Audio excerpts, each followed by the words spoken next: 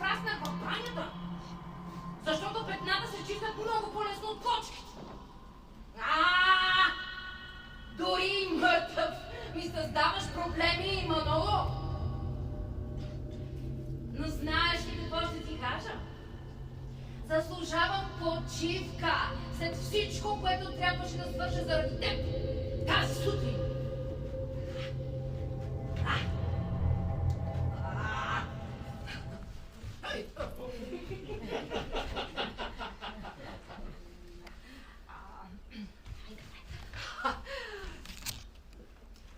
Добър вечер на всички.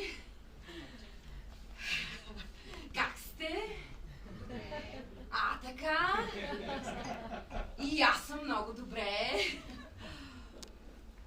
Както виждате, аз съм малко заета. Днес реших да убия съпруга си. Браво! Да! Благодаря! Изчаках да стане точно 29 февруари. Защото искам да си спомням за него веднъж на 4 години. Така де. Не искам да ми разваля настроението толкова често. А за тази цел си имаме рекламите за диети за отслабване, които всяка година ни напомнят. Остава малко време до лятото, дебеланке. Престани да се тъпчеш с всичко и яш само тази люцерна, ако не искаш да изглеждаш като кашалот на плажа. За мен това ежегодно мъчение е достатъчно.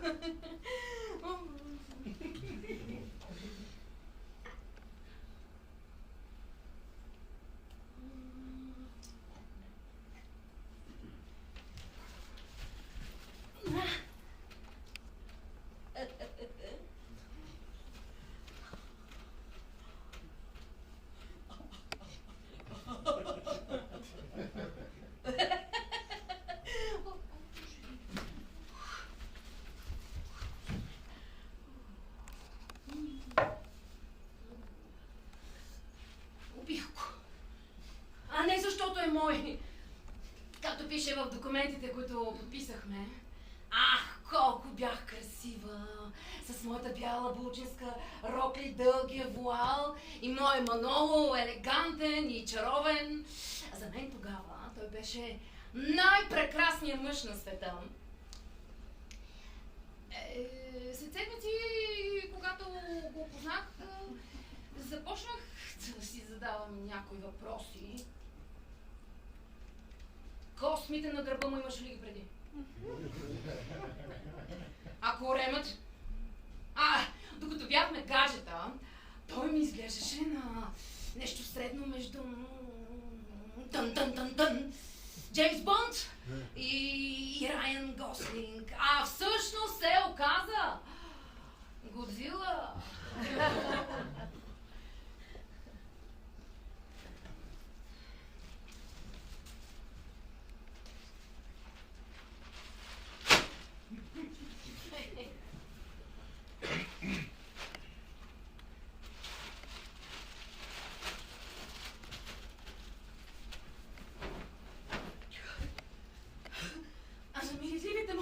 Изобщо не искам да споменавам. Много извинявайте тук, така че... Много... Не искам да говоря за тях. Как само миришеха. Казва, че любовта е сляпа. Но в моя случай тя се оказа и за аносмия. Аносмия? Временна или пълна загуба на обоняние за тези от вас, които не знаят. Речникът е много полезен. Значи аз всеки ден, докато пускам пералнята, се опитам да науча някоя друга нова дума. Не е ясно дали ще ми влезе в употреба, но никога не се знае. Представям си, че както излизам от магазина, изведнъж някой ме напада и един мъж се втурва да ме спаси. Не е все едно дали ще му кажа благодаря ви за всичко. Или благодарение на вашето мъжество и смелост излязохме напълно невредими от този нелеп инцидент. Колко безцветно и безлично звучи първото. Или както казваше майка ми, не е достатъчно да си интелигентен, но и да умееш да създаваш такова впечатление.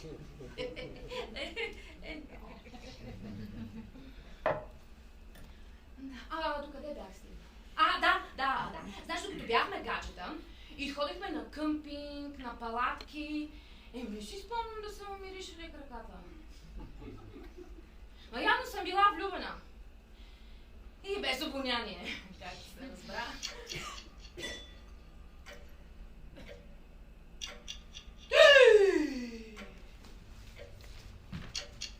Моля да ме извините. Извинете. Съжалявам. Не, това е такава проява на лош вкус от моя страна. Аз още не съм ви се представила. Може да съм убийца, но в никакъв случай не съм зле възпитана.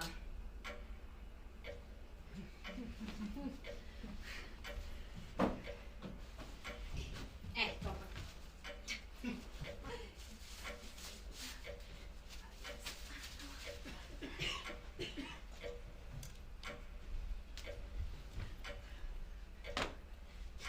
Името ми е Лола.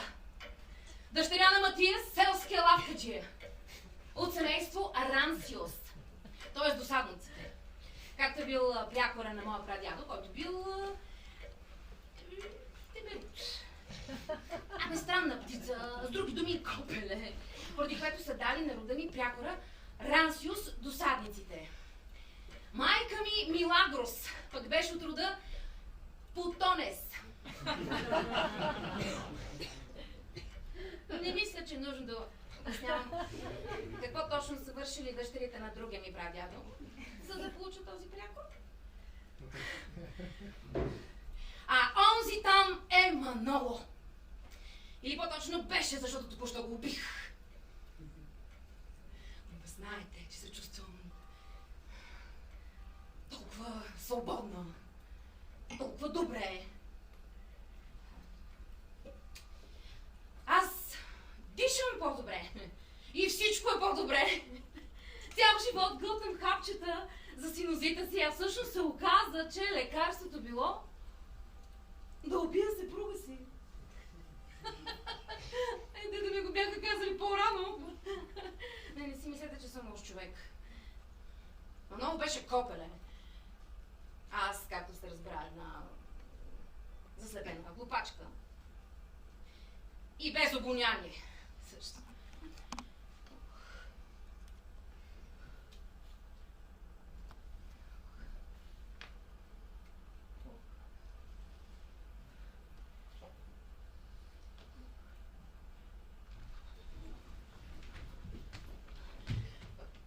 Въпреки всичко, аз те обичах Маноло.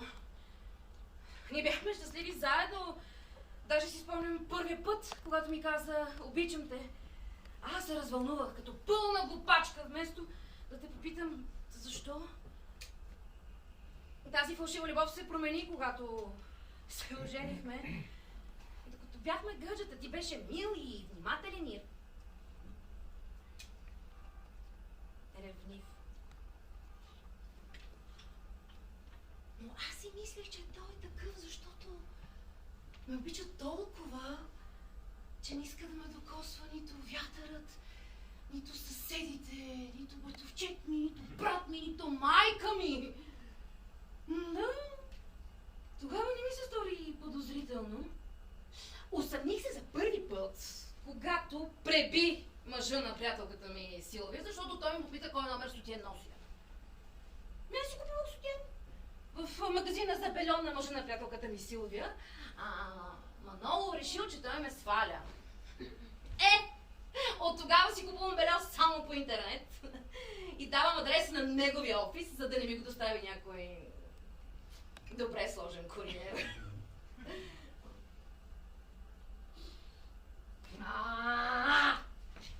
Колко ревнив беше Маноло! Как ти миришеха краката? Много ревнив беше гадняра му с гадняр. Аз никога не съм му дала повод. Аз се мъжех влюбена и девствена. И му бях вярна и телом, и духом. Чувствах се сексуално задоволена.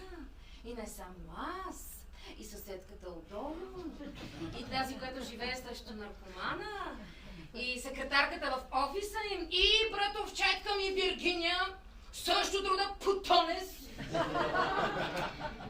Както и всички, за които не разбрах. Здраве! Или за които не пожелах да разбера, пак на здраве. Да, Маноло!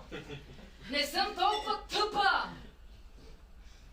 Сумите, които се появяваха в разпечатката за плащания с кредитната карта в капризните миди, не бяха от магазин за морски дарове, както се опитваше да ме убедиш. Знаеш, че ходиш по курви, но си мълчах. В такива дни не ме докосваше. Почивах си от теб, от пота ти, от горчивия ти вкус. Да. Точно така. Съпругът ми започна да ме горчи. Когато ме удари. За първи път. Но да караме подред.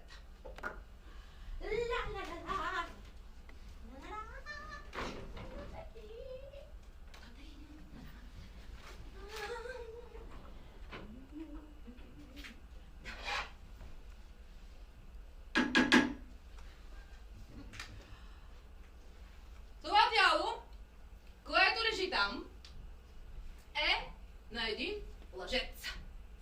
Маноло де ла Фуенте Силва, син на полковнико запаса Дон Антонио де ла Фуенте Перес, който е пълти от сина си. Той смята, че военните са призвани да участват в преврати и метежи и стои. Викне на прозореца. Очакване да дойде военен пратеник. Без други думи напълно луд. Майка му, Доня Августина Силва дел Морал. Тя е дъщеря на дипломати от Аргентина. Тя е по-суха и от престоял варенки брек. В деня на сватбата ни ми каза: на добър час. И ми подари перли, които пък аз подарих на един мой братовчет, който трябваше да се дегизира там като Жаклин Кенеди или нещо подобно за някакъв Хелоуин. Тези личности бяха възпитали онзи там. Бяха му дали възможно най-архаичното възпитание в мачизъм. И никога не успяха да приемат факта, че синчето на мама се ожени за дъщерята на селския лавкаджия. Това никога не ме е интересувало, защото аз никога не съм търсила одобрението на семейство Монстър. Не, точно обратното. Аз никога не съм искал да се сливам с тази архаична среда. Но без да си дам сметка, се бях омъжил за един преродил се Отело.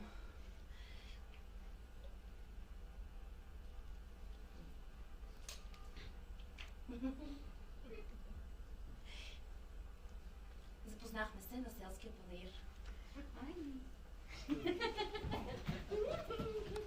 О, стига! Не ме далечка!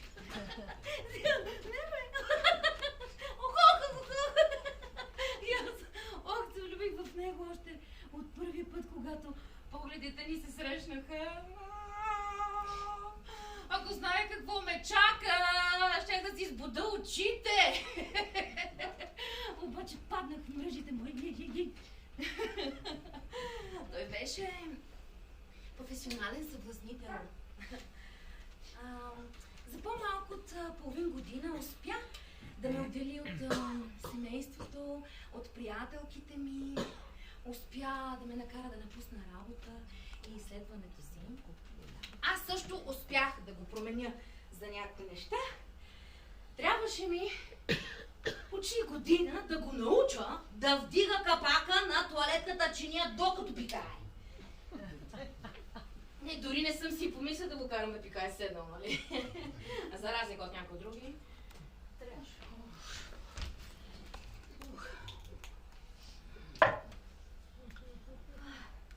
Той започна да ми се меси, да променя мислите, идеите ми. Даваше някакво предложение и започваше да го повтаря непрекъснато, докато не започвах да мисля, че е мое собствено. Като мишка. Като дълбае почката сиренце, докато не пробие дупка. Дано никога не разберете за какво говоря.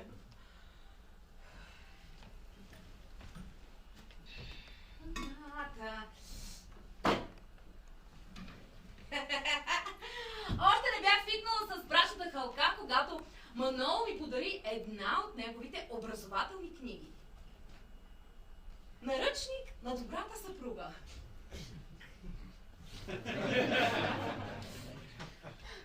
Автор на този наръчник, написан през 1953, е някой си Пилар, дъщерята на Мигел Примо де Ривера, този преди Франко. Само фамилията на тази авторка би трябвало да ни подсказва за съдържанието на това произведение. Това помагало се състои от правила, които да направят съпруга ти щастлив. А ти да се превърнеш в съпругата, за която той винаги е мечтал.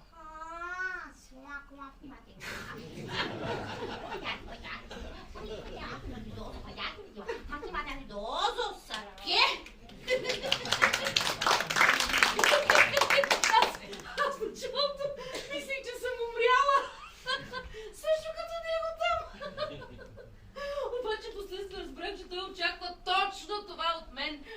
И не си мислете, че той беше само в този кръстоносен поход. О, не. Имаше среди, които го подкрепяха.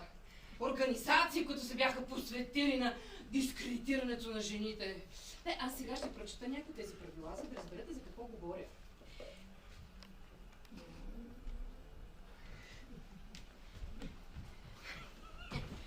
Зачитам.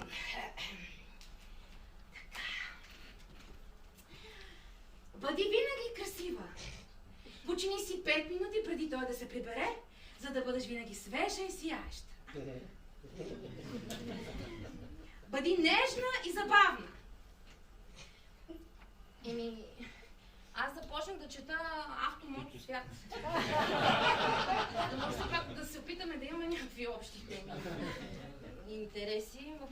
А когато му говорих за футбол, заповядваше да мълча. Установих, че за него най-хубаво е аз да мълча. Докато той поглъща храната, която аз съм приготвил, без, разбира се, да ми благодари. Така, подреждай къщата. С други думи, не бъди повлекана. Карай го да се чувства в рая. Сега не знам точно как да превърна Ада в рай. Хрумна ми да сменя завесите. Минимизирай шума. А ако има мач, по-добре не дишай, би трябвало да напиша. Старай се да изглеждаш щастлива. Тази точка не ми беше никак лесна, защото сега как да изглеждам щастлива, когато очите ми са подпухнали или насинени. Слушай го с голямо внимание. Тази точка беше много трудна, защото Манол не ми говореше. Ма той сега не ми говори.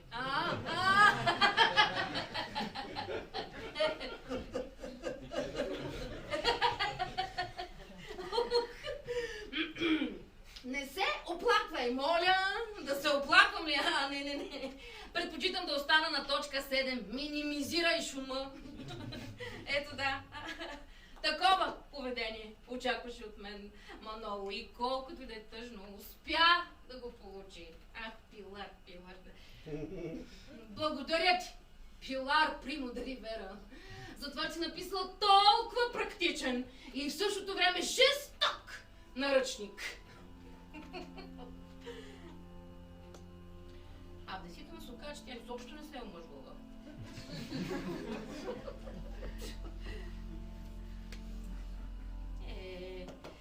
Още от самото начало Маноло се опита да ме превъзпита в същия дух.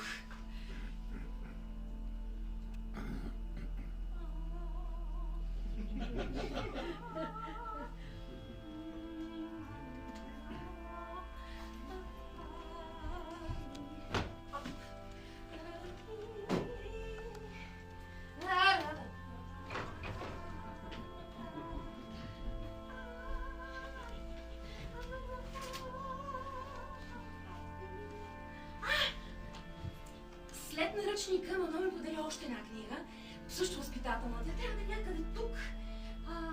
Сега да...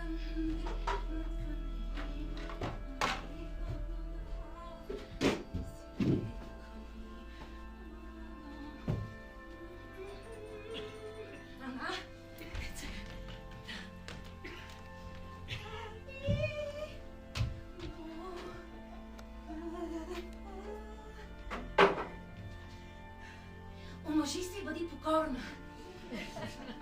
От някоя Констанса Мириано, която не знаем защо на снимката е седнала в някакъв бар. А под заглавието е съвети за жените как да живеят без страх. Ема тя ако живееше с Манол, щеше да се страхува да седне в бар. Не, никога не съм разбирала това желание на религиите да унижават жените.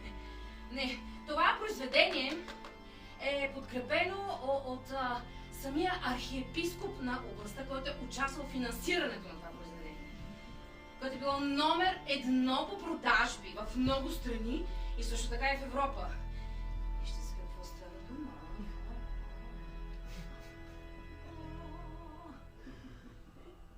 Жената дълбоко в своята същност е покорна, а мъжът е свободен и призван да бъде водач.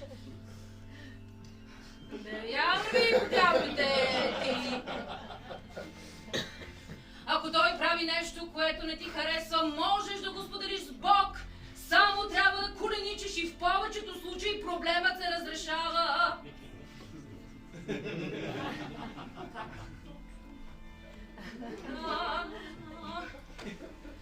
Когато твоят съпруг ти говори, трябва да го слушаш все едно ти говори Господ. Това е възпитанието, което създава маноловци.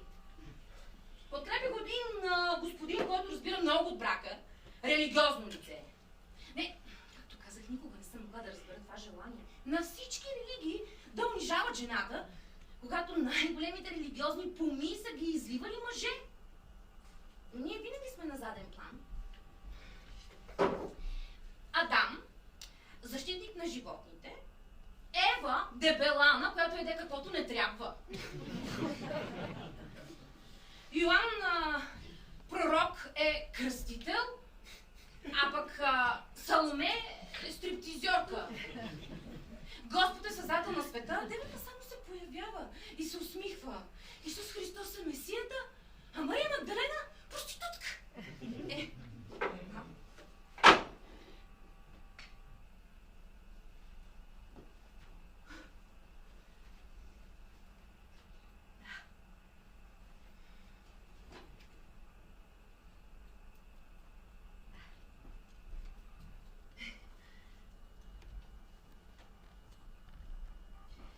Годежът ми беше нормален.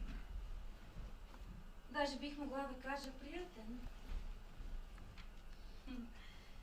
Ходихме на кино, на къмпинг,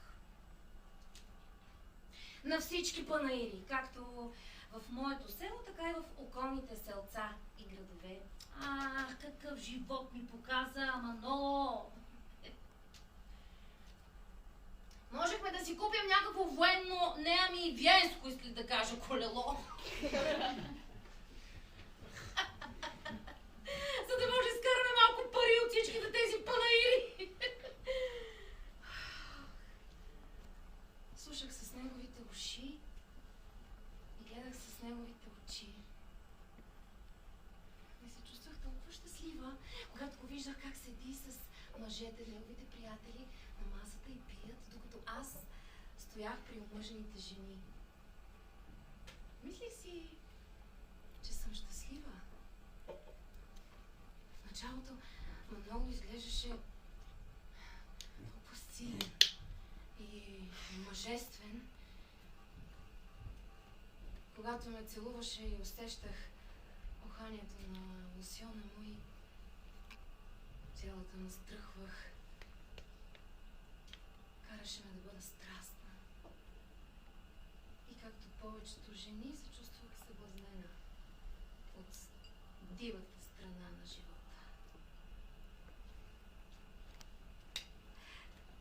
Вечерите на тавана, които посещавахме, когато отивахме на неговия братовчет Антонио, ми се струваха изпълнени с романтика, като тези романи, на чието полици се вижда главната героиня с дълбоко деколте, притисната страстно от гол до кръста моряк. Аз се чувствах точно така.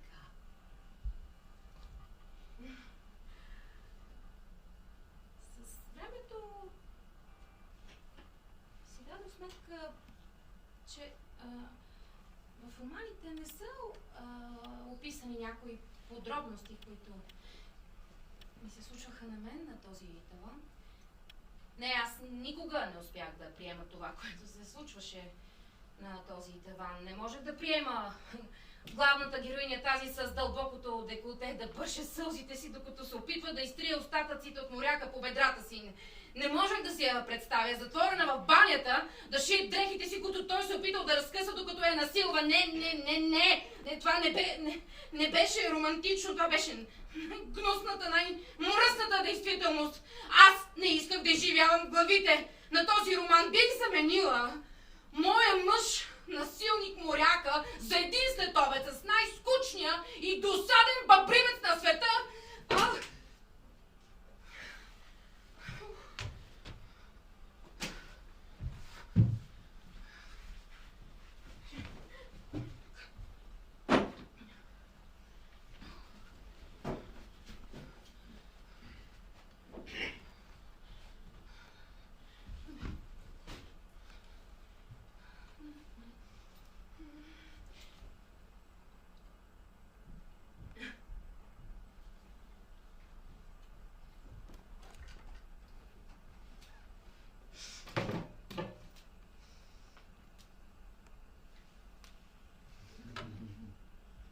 Сватбения ден. 300 души гости. 280 негови и 20 мои. Целуваха ме хора, които никога не бях виждала. Имаше военни, имаше епископи, всичко беше в позолата. Но все едно не беше сватба, все едно беше страстната седмица. Липсваха само Антонио Бандерас и херцогиня Алба. Дамата на балкона.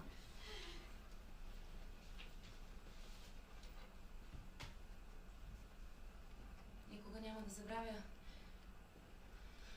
изражението на майка ми, която без да ми говори ми казваше толкова много неща. Едва сдържаше сълзите си, седеше притисната до баща ми, който дори не повдигна глава. Едва сега го разбирам.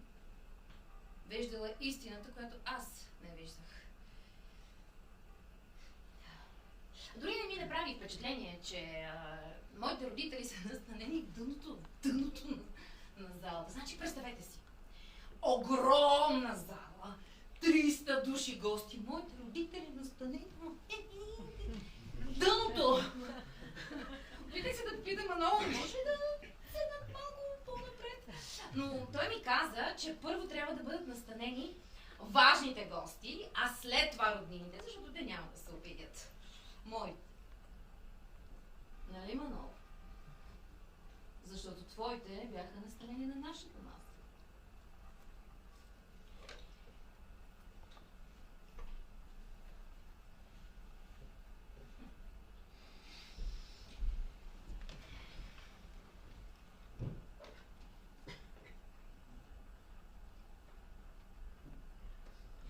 Храната беше доста приятна. Аз сияех от щастие.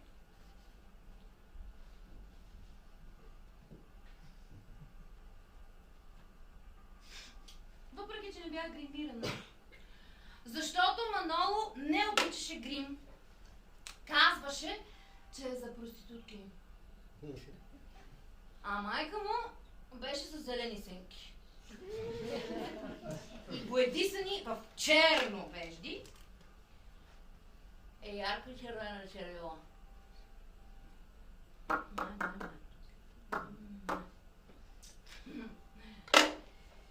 Да, Маноло, много си прав. Гримът е само за курви, като майка ти.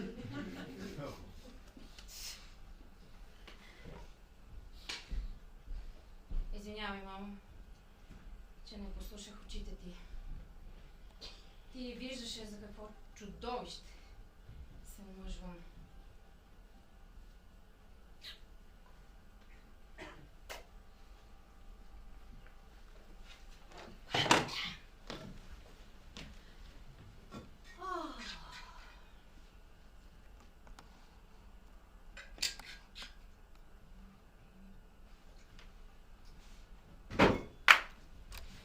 Мечтата ми за щастлив брак приключи. Точно 2 седмици след сватбата.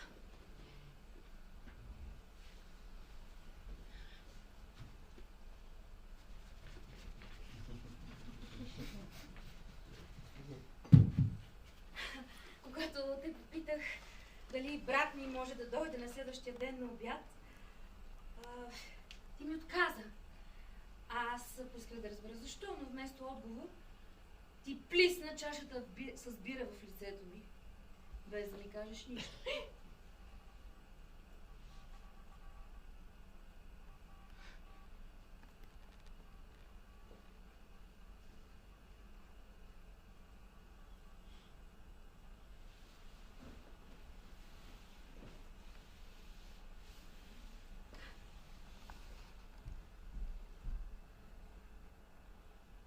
Аз си избърсах лицето, избърсах и пода и му налях пак чашата с бира.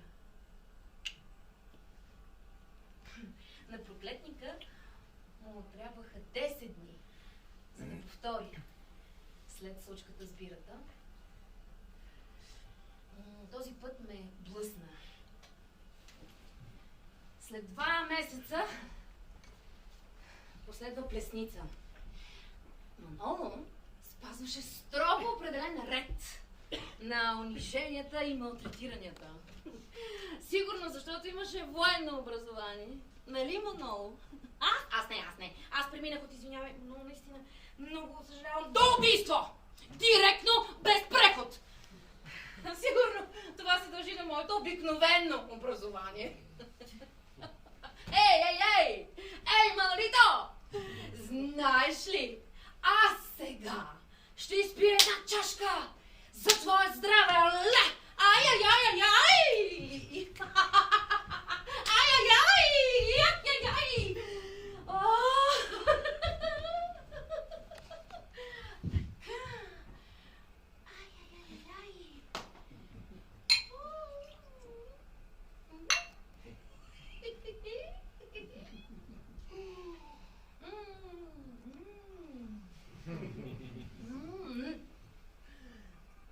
Маноло не пиеше обикновено уиски, не.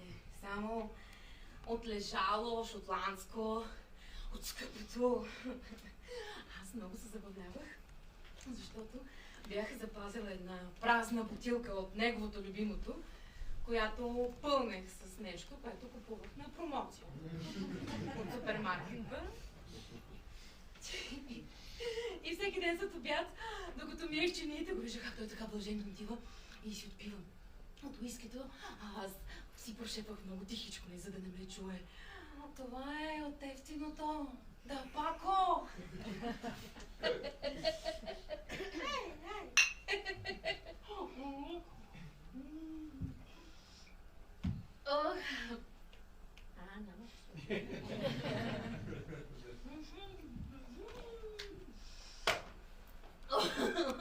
Не си мислете, че бях глупава.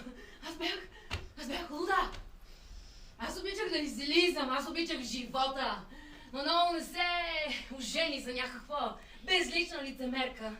Но той ме промени. Аз се престроих на щастлива. Твърде дълго време.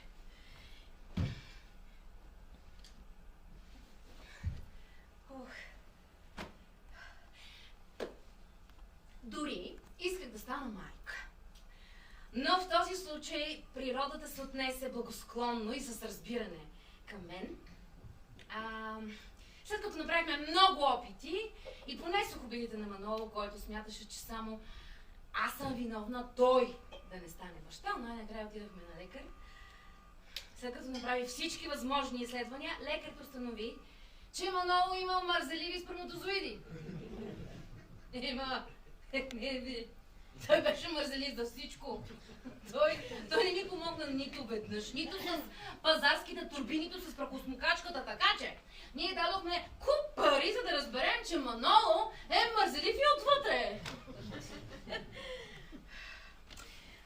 Исках да осиновим дете, но само мисълта да си вземем китайче, източноевропейче, мексиканче или дете от някаква друга раса просто разболяваше съпруга ми.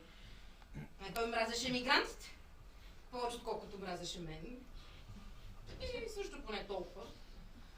Така, затова започнахме да подготвяме необходимите документи за осиновяване на испанче. Без арабски примеси.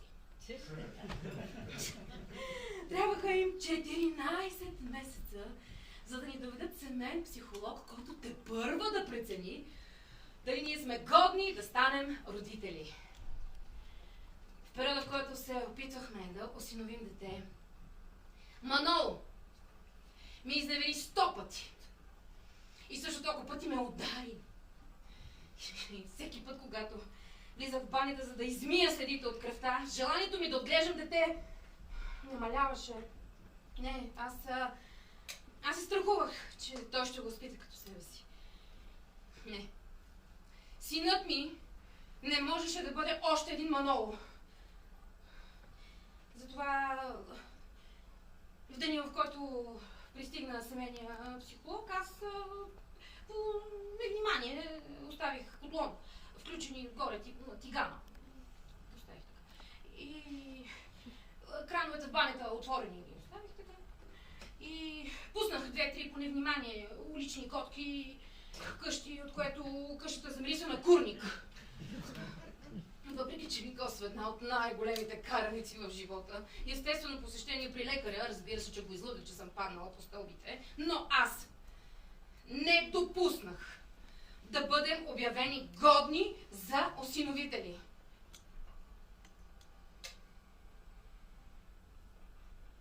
Никога не съм се чувствала по-добра майка.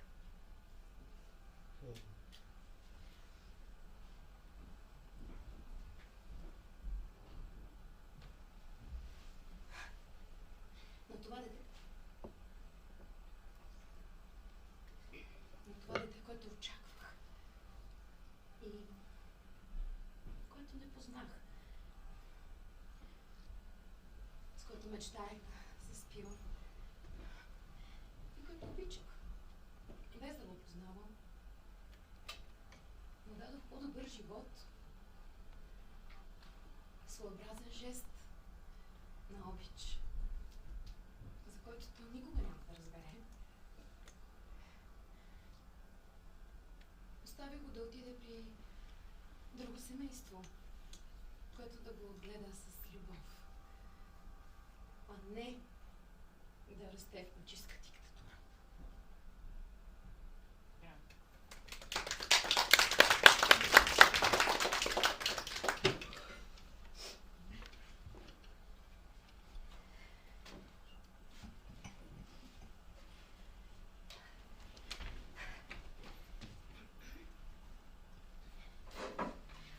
На другия ден си сложих спирала.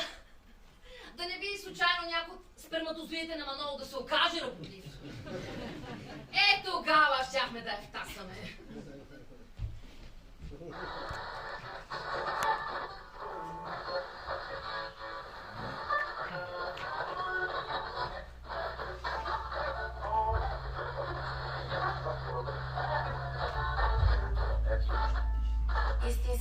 живот започваше, когато се затваряше вратата след него.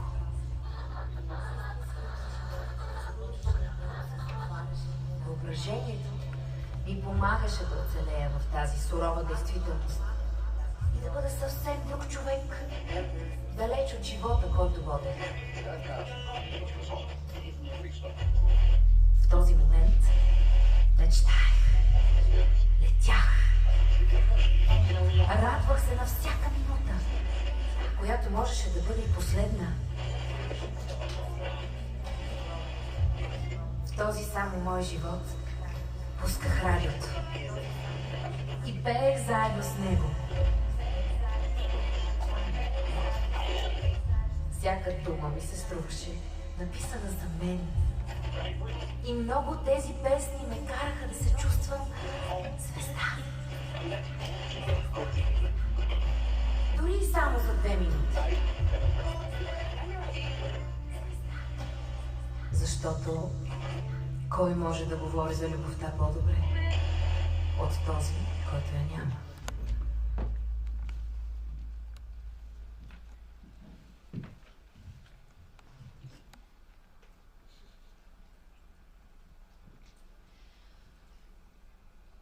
Животът ми беше сив. Дори не беше черен.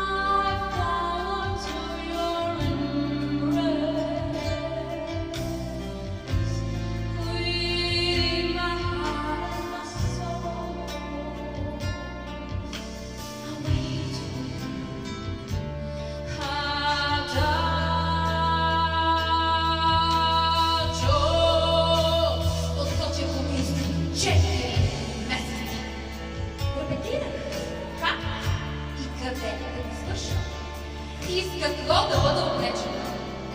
Нищо волнено, нито попринено, защото кръвта не може да се изпене. И с какви дрехи да бъда арестувана. Ето ме!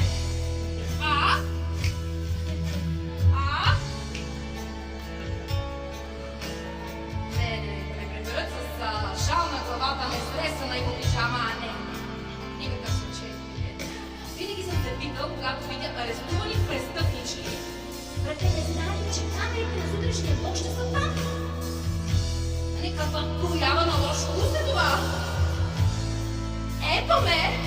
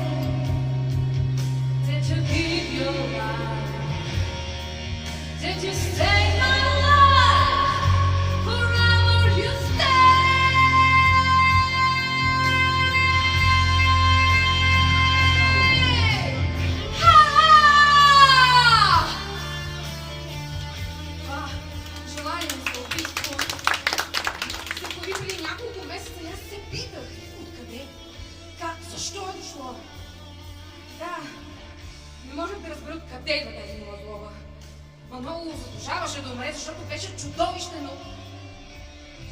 Аз бях добър човек. Откъде идва тази моя жажда за кръв? Когато извършва убийство, човек е сам. Няма кой да го посъветва как и къде да го извърши. Казах се напълно сама. А в YouTube е пълно с клипчета, които те съветват как да се стресваш, как да се бладисваш, как да готвиш, как да танцуваш, но никой не ти казва как да убиеш съпруга си.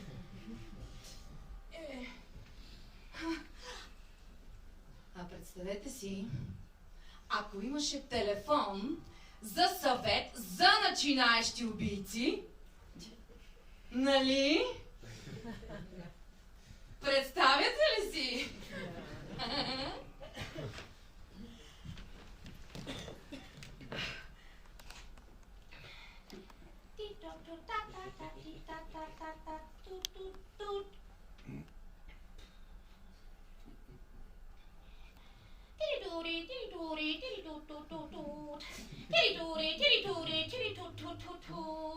Вие се свързвате с съвети за начинаещи убийци.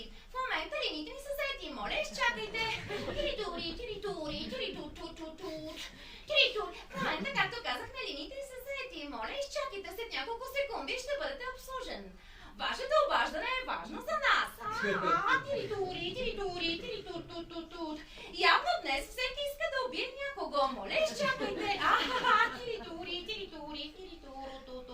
Вие се свързвате с съвети за начинаещи убийци. Разговорът от любопитство ще бъде записан. Ако искате разговорът да бъде проведен на каталунски, моля натиснете 1.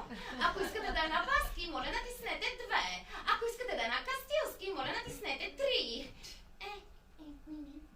3? Ако искате кастилския да бъде от Аржентина, моля натиснете 1. Ако искате да е от Мексико, моля натиснете 2. Ако искате да е от Европа, моля натиснете 3. 3. Ако се обаждате за съвет как да убиете вашата приятелка, която е преспала със съпруга ви, моля натиснете 1.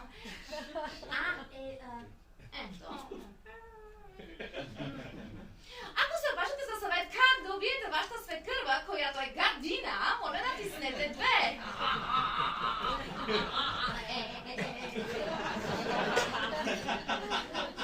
Но ако се обаждате за съвет как да убиете съпруга ви, който е гадно копеле, моля натиснете 3. 3. Ще ви говорите с високо квалифицирана, професионална, дипломирана убийца. Моля, изчакайте.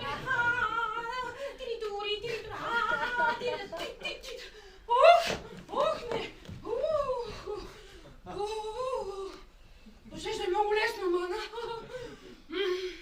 Така, аз си бях вече приготвила дрехите. Оставаше ми само да избера уреда, с който да си свърша работата, нали? Да си свърша нещата. След като мислих да взема нещо обикновено, като чук брадва, нещо нож сатър, там някъде. Се сетих за миналата Коледа. Исках да подаря на Манол нещо прекрасно, нещо много хубаво, което да го накара да ме обича повече или поне да не ме бие в този ден. Така, на тази Коледа, както на всички предишни, разбира се, не успях да поканя никого от моето семейство.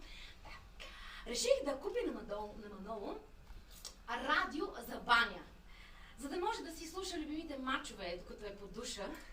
Помолих продавача да го опакова по впечатляващ начин с панделка, с картичка и опаковъчна хартиена сърчица и дядо Коледовци. Ми изглеждаше страхотно. Разбира се, извадих сервиза, който подари свекърва ми. На него има нарисувани овчари, горски пейзажи и планина. Той е по-грозен от перлите, които ми подари. Тази вещица всеки път, когато идва на гости вкъщи, ме кара да я сервирам в този сервиз. Но да нося задавиш някой овчар, да нося задавиш. Бях подготвила абсолютно всичко.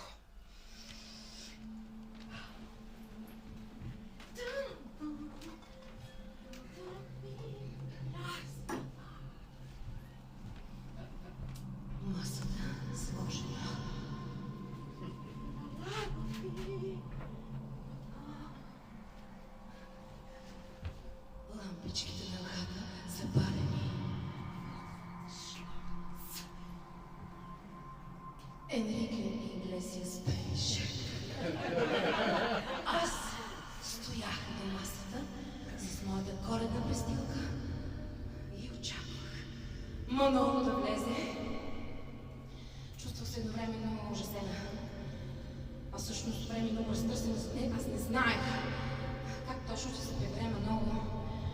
Не знаех ли няма да се отбие в някой бар преди да се прибере. Това щеше да освети плановете ми, защото тогава Коледата може да стане много гореща.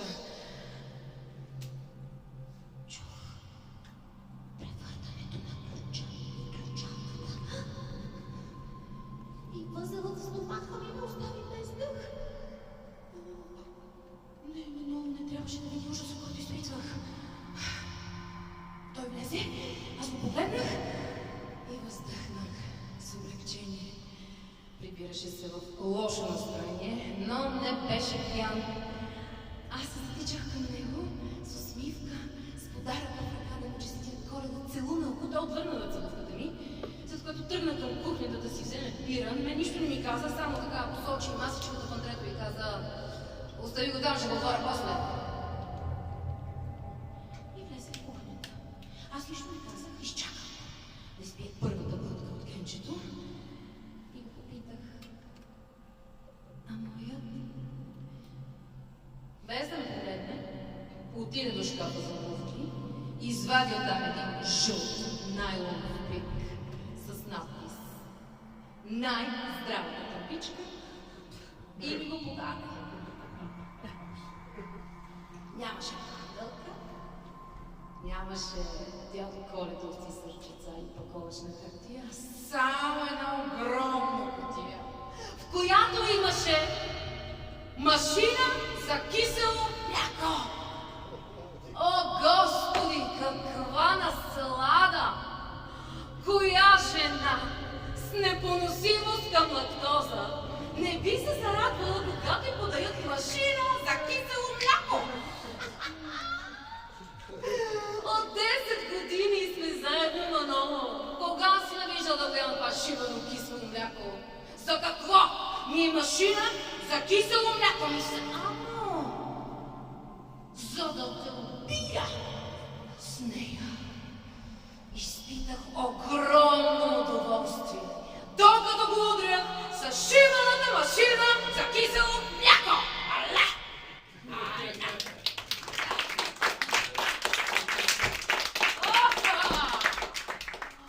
Маноло, благородният, щедрият, се отнасяше с мен като с принцеса. И в деня на сватбата ми положи в краката ми едно царство. Само за мен, само мое място. 12 квадратни метра. Кухнята. Моето място. Моята независима република. С посолство в края на коридора, мокрото помещение с пералнята. Аз готвя много добре. Аз готвя изключително добре. Така обичам да се скривам в кухнята да готвя различни рецепти. Някои от които ние си ги изяждаме сами с него, а другите ги давам на съседите от първия етаж. Съседката остана без работа и нейният мъж я изостави. Затова второто много и завиждах. Но що не си тръгна и ти заедно с него? Така, Клара, съседката, има 3 деца. И аз се чувствах много щастлива, когато й помагах. Приготвях различни яхни, сладкиши и така нататък. Тя също много ми помагаше. Риванол за раните, лед за цитините и разни такива неща. Клара никога не задаваше въпроси. Винаги, когато й казвах, че съм паднала в ваната, тя не ме съдеше. Тя само ми казваше, че когато намеря смелост да заменя ваната за една хубава душ-кабина, тя може да ми помогне да свикна с промяната в банята. Както казах, готвя много добре. Аз съм много добра. Стига да не е постно, за предпочитане свинско, но въобще не ми правеше никакви проблеми. Аз гледах да направя грешки, нещо, което да го предизвикам така да избухне. Аз имам повече часове в кухнята, отколкото пилот на Ryanair във въздуха. Много често обичам да си представям, че съм водеща на кулинарно предаване. Ай!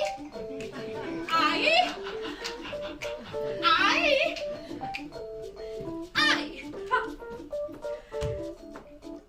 Добре дошли в канала ни за кулинарни рецепти за отекчени и социално изолирани от дома си жени.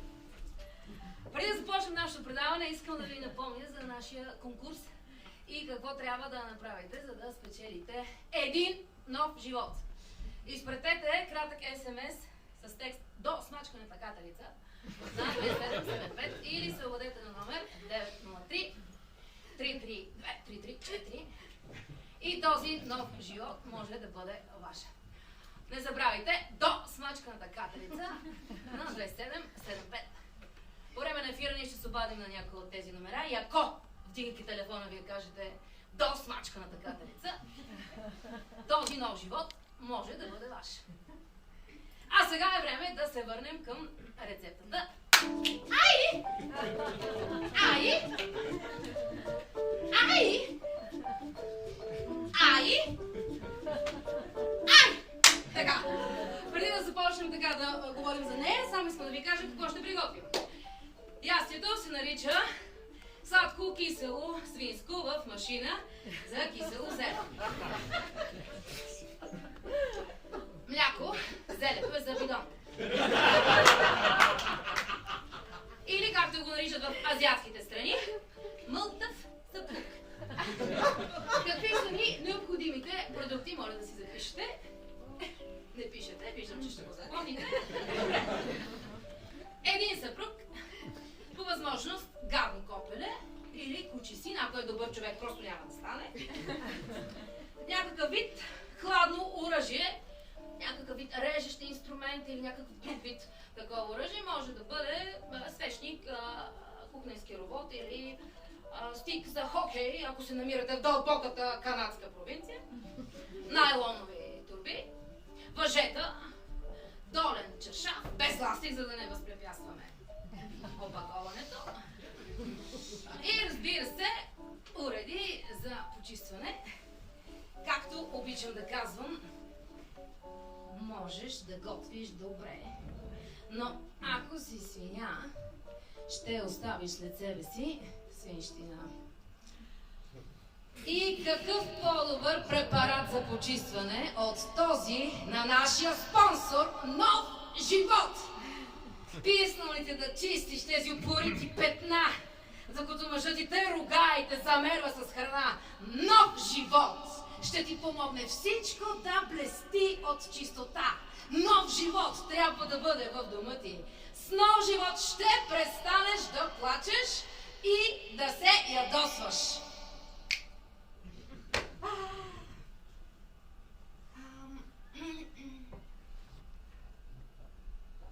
Избрах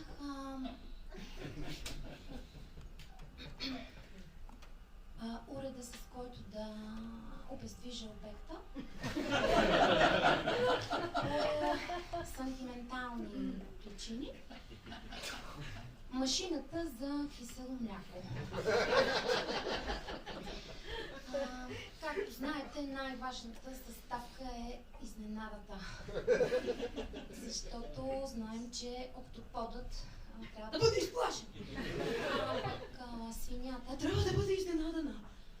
Дали няма как така да подходиш към нея кротко с тиган в ръката, защото тогава обекта може да те усети и да се отдръпне. А ние не искаме това. Тогава ястието ще стане лицемерие. С пил, нали нещо такова, това не ни трябва. Трябва ни един точен и категоричен удар, който да звучи така. Не може да е нещо средно. Такова не. Не. Ясно и категорично.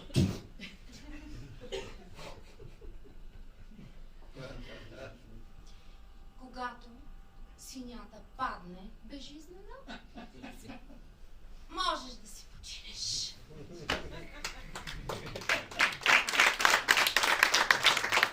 Ето така.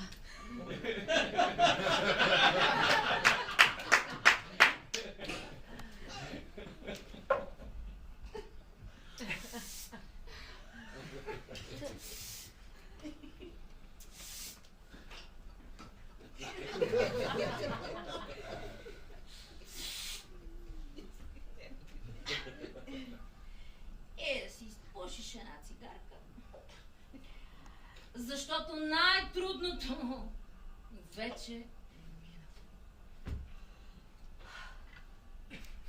Ох, много обичам да се фантазирам. И всъщност много често си представям, че трябва да има такива предавания с рецепти, които да звучат по този начин. Девер гювече. Или филетирана зълва в сос от синьо сирене. Или шпикована свекър върху канапе от аспержи. О, Господи.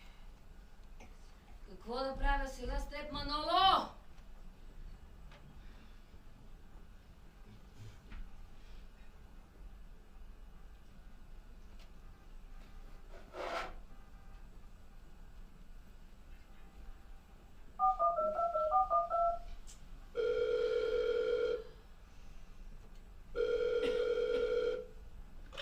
Здравей, Агустина. Аз съм. Пестахати. Лола. Да, на Маноло. Агустина, имате само една снака. Не, все още не ме е зарязала, Агустина. Обаждам ви се, защото знам, че много обичате свинско и карантия. Попаднах на една оферта.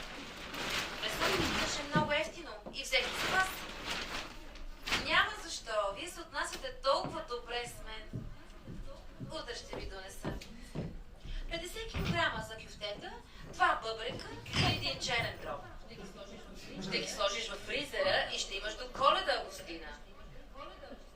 Какво е месото ни? Как какво? Свинско.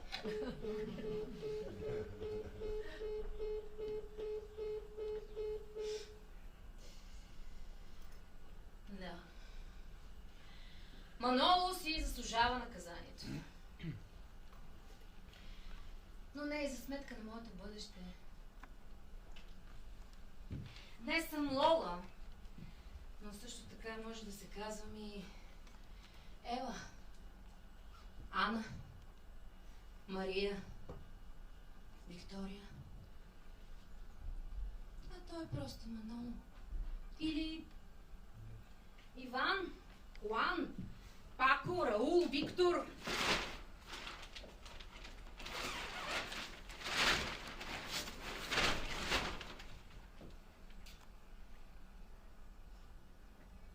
Но е само една парцалена кукла.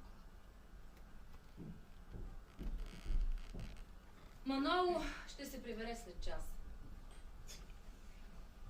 И аз няма да съм тук, за да го изчакам. Миналата година само в нашата страна стотици станаха жертва на домашно насилие. Аз няма да съм една от тях. Аз сигурно ще ми отнеме много време, за да оставя страха зад вратата. Само аромата на афтершефа ще ми напомня за него в магазина, но сигурно скоро няма да мога да се доверя на друг мъж, но знаеш ли, Маноло? Ще успея. Днес е денят, в който трябва да заменя ваната за една хубава душ кабина. Да. Ще бъда отново щастлива. Ще се радвам отново на живота. Ще пътувам. Всичко ще бъде различно. Не искам да знам нищо за тебе. Не. Само знам, че ще се видим отново с теб в съда. Остани си с книгите, с сервиза на мама и разбира се с машината за кисело мляко. Изпитах огромно удоволствие, докато си представях как го удрям с шибената машина за кисело мляко. Но не си струва да ипотекирам бъдещето си.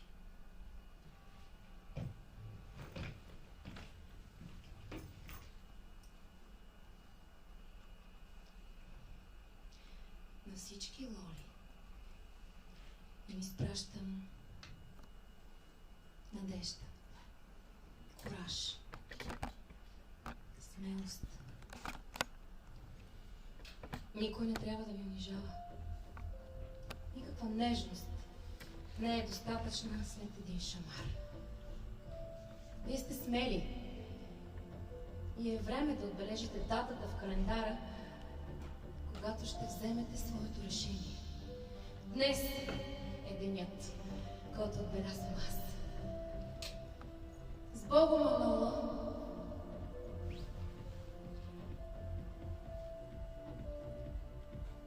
Аз съм Лола, малтретираната жена.